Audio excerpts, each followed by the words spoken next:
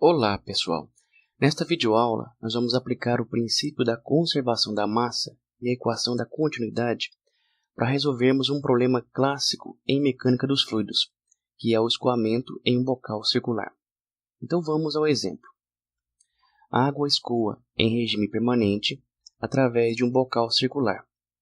Como mostra a figura, se a água entra no bocal a 3 metros por segundo, e o diâmetro em 1 é 10 cm e o diâmetro em 2 é 5 cm, determine, letra A vazão através do bocal, letra B, a velocidade na saída do bocal. Então nós temos aqui um desenho ilustrativo do bocal considerado no problema. É importante imaginarmos que este bocal faz parte de um sistema maior, que se estende tanto para a esquerda como para a direita. Então o bocal é um dispositivo onde ele começa com um diâmetro maior, há uma redução gradual para uma seção com diâmetro menor. Bom, vamos também considerar que a velocidade através do bocal ela é uniforme na seção, ou seja, não há variação de velocidade ao longo da seção de escoamento. Para resolvermos este problema, é importante lançarmos mãos de algumas considerações ou hipóteses. Então, a primeira hipótese é que o regime é permanente, ou seja, nenhuma variável muda com o tempo. O bocal já se encontra preenchido totalmente com água. Segunda hipótese, o escoamento é isotérmico. Não há variação de temperatura ao longo do escoamento. Consequentemente, as propriedades físicas da água também são constantes. 3. O escoamento é incompressível, ou seja, não há deformação do volume de fluido. Consequentemente, a massa específica ao longo do escoamento também é constante. Então vamos lá. Então, como vimos, na entrada do bocal, nós temos aqui uma velocidade média V1, conhecida, que é igual a 3 metros por segundo. Na saída, nós não conhecemos o valor da velocidade, mas queremos calcular. Vamos considerar aqui na entrada como seção 1 e aqui na saída como seção 2. O diâmetro é 10 cm, ou seja, é igual a 0,1 metro. Na seção 1 e na seção 2 ele é 5 cm, ou seja, 0,05 metros. Ok. Vamos resolver esse problema em duas partes. Na primeira parte, nós vamos desenvolver uma relação entre a velocidade de saída e a velocidade de entrada, e fazemos algumas análises. Na segunda parte, nós vamos resolver o problema com base no exercício, ou seja, a partir da letra A para a letra B. Então, a primeira coisa, vamos usar a equação da continuidade. Quem é a equação da continuidade? Vamos escrevê-la aqui. Equação da continuidade.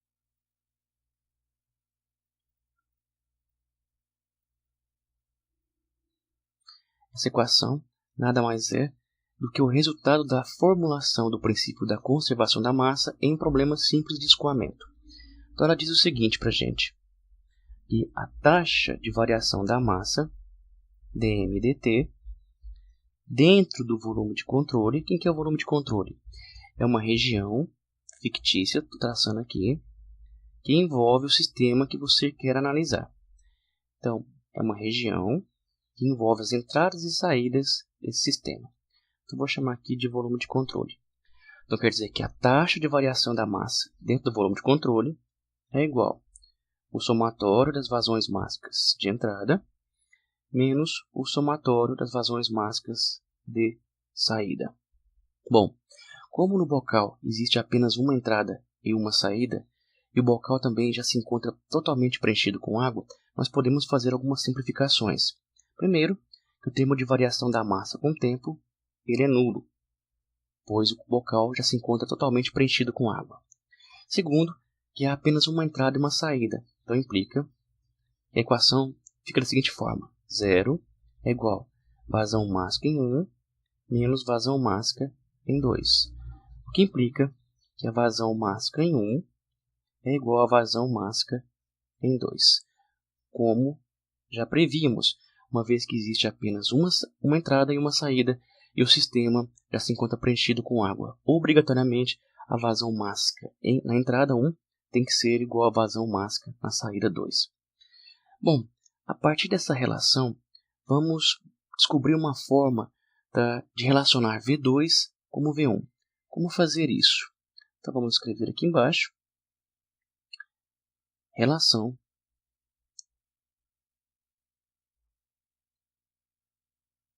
entre V2 e V1. Como fazer isso? Muito simples. Tá? Então, no problema, concluímos que a vazão máxima em 1 é igual à vazão máxima em 2. Mas nós podemos escrever essas vazões máximas em função da vazão volumétrica na seção. Como? A vazão máxima em 1 é a massa específica em 1 vezes a vazão volumétrica em 1. A vazão máxima em 2 é a massa específica em 2 vezes a vazão volumétrica em 2. Com base na hipótese de escoamento incompressível, quer dizer que não há variação da massa específica do escoamento ao longo do bocal. Se também o escoamento não fosse isotérmico, a massa específica também variaria. Mas como é isotérmico e incompressível, não há variação da massa específica, então podemos simplificá-la. Consequentemente, a vazão volumétrica em 1 também é igual à vazão volumétrica em 2. Essa dupla conclusão ela só vale se o escoamento for incompressível e isotérmico. Bom, vamos montar então a partir dessa equação das relações das vazões, a relação entre a velocidade 2 e V1. Como fazer isso? Então vimos que a vazão em 1 é igual à vazão em 2. Vamos escrever a vazão em função da velocidade. A vazão na seção 1 é igual à área na seção 1 vezes a velocidade média na seção 1. A vazão na seção 2 é a área na seção 2 vezes a velocidade média em 2. Explicitando a velocidade 2, vai ficar velocidade 2 é igual à área 1 dividido pela área 2, isso tudo vezes a velocidade em 1. Olha que relação interessante. Ou seja, se a área 1 for 2 vezes maior que a área 2, a velocidade 2 vai ser o dobro de V1. Tá? Muito interessante essa relação. Mas vamos montar uma que, para nosso caso, vai ser mais interessante, que é a relação entre as velocidades, mas em função dos diâmetros. Então vamos lá. Vamos partir da relação. V2 é igual a área 1 sobre área 2 vezes V1. Mas vamos escrever as áreas, como são circulares, em função do diâmetro. Ora, vamos ver aqui em cima. Cada seção é circular. Então a área é um círculo. Então, o cálculo da área de um círculo é π vezes o diâmetro ao quadrado sobre 4. Então vamos substituir aqui no lugar das áreas. Então V2 vai ser igual a π vezes o diâmetro em 1 ao quadrado sobre 4. Isso aqui é a área 1. Sobre π vezes o diâmetro em 2 ao quadrado sobre 4. Isso aqui é a área 2. Isso aqui tudo vezes V1. Simplificando, nós podemos cortar π sobre 4 com π sobre 4. E explicitando a velocidade, fica V2 vai ser igual a D1 sobre D2, ambos ao quadrado, vezes V1. Olha que resultado interessante. Se o diâmetro 1 é 2 vezes maior que o diâmetro 2, aqui dentro dá 2. 2 ao quadrado, 4. Ou seja, a velocidade 2 torna-se 4 vezes maior que a velocidade 1.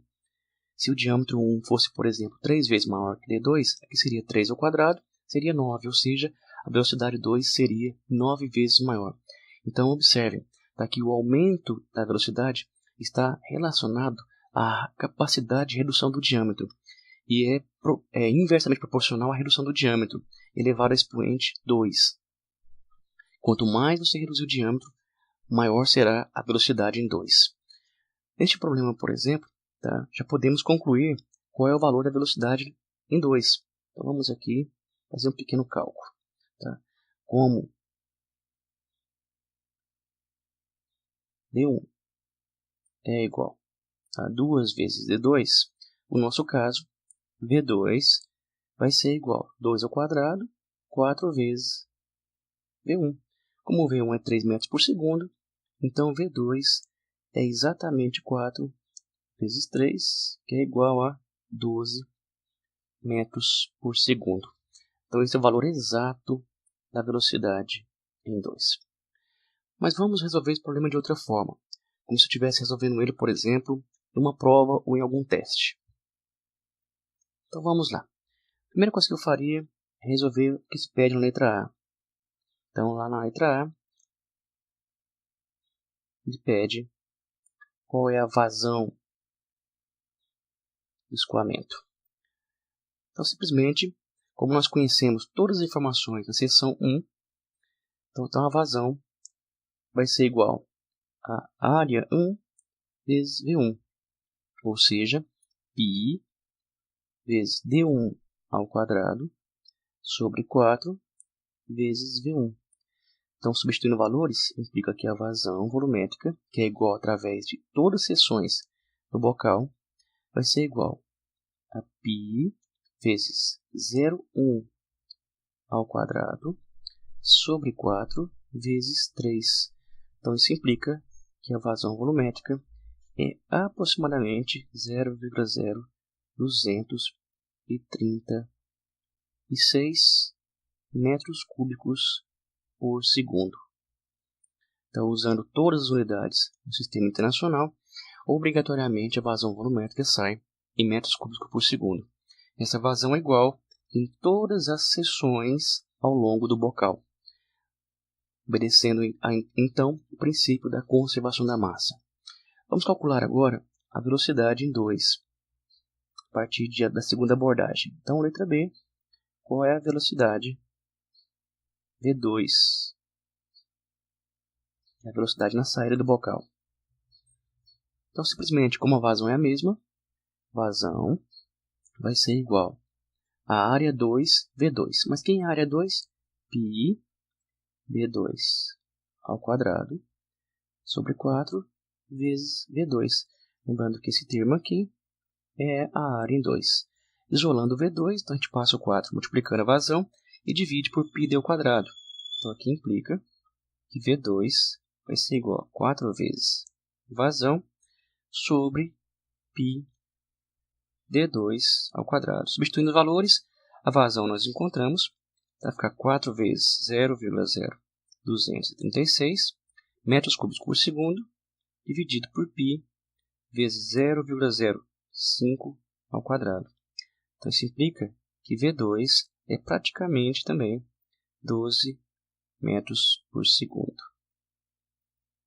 Então, são as duas formas de resolver esse problema. A primeira abordagem, nós chegamos numa relação para a velocidade em função da velocidade 1, tá, considerando as áreas, e também uma relação da velocidade V2 em função da V1, considerando uma relação entre os diâmetros, para a gente ter uma percepção física do que acontece com a velocidade quando a gente muda a relação entre as áreas ou quando a gente muda a relação entre os diâmetros. E na segunda abordagem, nós fomos mais pragmáticos. Resolvemos o problema como se estivéssemos resolvendo uma atividade avaliativa, por exemplo, uma prova ou um teste. Bom, eu espero que tenha contribuído à compreensão da aplicação do princípio da conservação da massa, tá, na resolução de alguns problemas de mecânica dos fluidos. Tá? Obrigado e até o próximo vídeo.